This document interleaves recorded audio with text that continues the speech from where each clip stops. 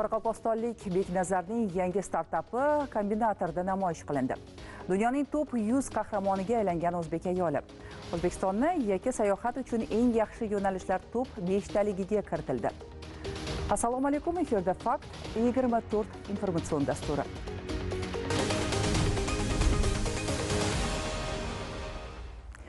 Bugun O'zbekiston axborot texnologiyalari sohasi katta sakrash bilan rivojlanayotgan mamlakat sifatida tan olindi. Shu o'rinda yosh mutaxassislar ham o'z startaplari bilan xalqaro darajada e'tirof etilyapti. Jumladan ana shunday yoshlardan biri haqida muxbirimiz lavha tayyorlagan. Which voice model is the best right now? Bugun sizga qoraqalpog'istonlik yosh tadbirkor Beknazar Abdukamalov tomonidan asos solingan innovatsion loyihalardan biri Speko AI startapini tanishtiramiz. Speko ovozli sun'iy intellekt tizimlari uchun maxsus platforma. U bitta AI xizmati bilan cheklanib qolmaydi. Aksincha, har bir murojaat uchun ovozni matnga aylantirish, matnni tushunish va javobni ovozda ifodalash bo'yicha eng tezkor, aniq va samarali xizmatni avtomatik tanlaydi. Shuning uchun Spekoni aqlli dispetcher bilan taqqoslash mumkin. U dunyodagi turli sun'iy intellekt xizmatlarni bir platformada birlashtirib, har bir vazifa uchun eng maqbul yechimni tanlaydi. Bu esa ovozli yordamchilar, kol markazlar va boshqa AI tizimlarga tezroq, sifatliroq va samaraliroq ishlashni ta'minlaydi. Aynan shu innovatsion yondashuv Speko loyihasining dunyodagi eng nufuzli startap akseleratorlardan biri Y Combinator tomonidan e'tirof etilishiga sabab bo'ldi. Bizlar kirgan bosqichimizda eng ko'p odam topshirgan bo'lib hisoblanadi. Masalan, 100 mingdan ortiq odam topshirgan, tek qana 0.7% odam o'tadi. Dunyo yuzidan har xil proyektlar keladi. Yevropadan, Amerikaning boshqa shtatlaridan, Aziyadan juda sanoqli odamlar bu programmaga o'ta olgan. Speko programmasini boshlab, shu yilning boshidan boshlab, yaqinda iyun oyidan boshlab, dunyodagi eng yetakchi bo'lgan akselerator Y Combinator akseleratorni qabul etganman 4-harakatimdan keyin. Beknazar davlat rahbari bilan shaxsan ko'rishib, loyihasini taqdimot qilishga muvaffaq bo'lgan. Qahramonimiz bu orqali ulkan qo'llab-quvvatlov va motivatsiya olganini ta'kidlaydi.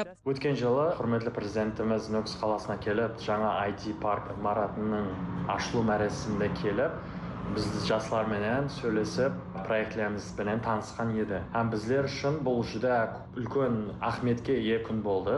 Mening o'zimga, masalan, sol prezident bilan birinchi marta uchrashuvim, ham sol proyekt haqida aytib, ko'rsata olish imkoniyati men uchun juda quvonchli, ulkan motivatsiya bo'ldi. Sondan keyin mening proyektlarim ham ya'ni O'zbekistonda bayrog'ini global ko'lamda ko'tarishga bo'lgan mendagi motivatsiya ulkan darajada o'sdi. 100 marta o'sdi desam ham qat'i bo'lmaydi. Ham sondan keyin Wall proyekti juda yuqori darajaga erishib, sol vaqtda $4 million investitsiya olgan bo'lsak, keyin yana $10 million investitsiya olib, Series A raundni yopgan edik. Ondan keyin men yilida kuchli, yilida global darajaga yetish uchun IT mamlakat, IT'ning poytaxti bo'lgan Silikon dolinaga kelib, shu yerda toza proyekt boshladim, shu yilning boshidan boshlab. Xo'sh, loyihaning startaplar olamida katta nufuzga ega Y Combinatorda namoyish etilishi qanday yangi imkoniyatlarni taqdim etadi?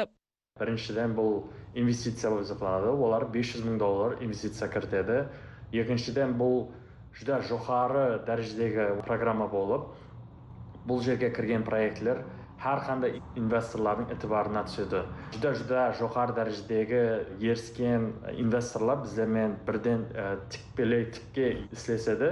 Ham bizlarning ulkan $1 milliard kompaniya, masalan, ondan ulkan kapitalizatsiyaga ega kompaniyalarni ishlab chiqishga yordam beradi. Ham birma-bir so'lashib, bizlar bilan hamma bag'dalab boradi.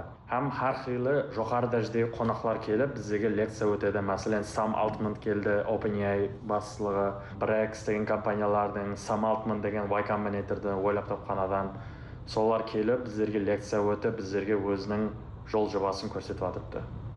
Bugun mahalliy loyihani global miqyosga olib chiqish ko'plab yosh startapchilarning orzusi. Xo'sh, xalqaro bozorga yo'l olgan yoshlarimiz uchun qanday imkoniyatlar bor? Men juda quvonch bilan ayta olaman, O'zbekiston menimcha startaplarga investitsiya kirituv, e'tibor beruv, hurmatli prezidentimizdan boshlab har bir hukumat yumushchilarining tekarg'i vazifasi, hozirgi vaqtda fokusi startapni rivojlantiruv, masalan, yaxshi programmalar kelyapti, ishlab chiqyapti. Masalan, Uz Combinator ya bo'lmasa so'an o'xshagan Y Combinatorga o'xshagan programmalar ishlab chiqyapti. Juda ko'p investorlar ko'payyapti. Menimcha hozirgi vaqtdagi imkoniyatlar juda jo'xari. O'zbekistonlik yosh startapchilar ham mana shunday nufuzli platformalar orqali dunyo texnologiya bozoriga dadil kirib boryapti.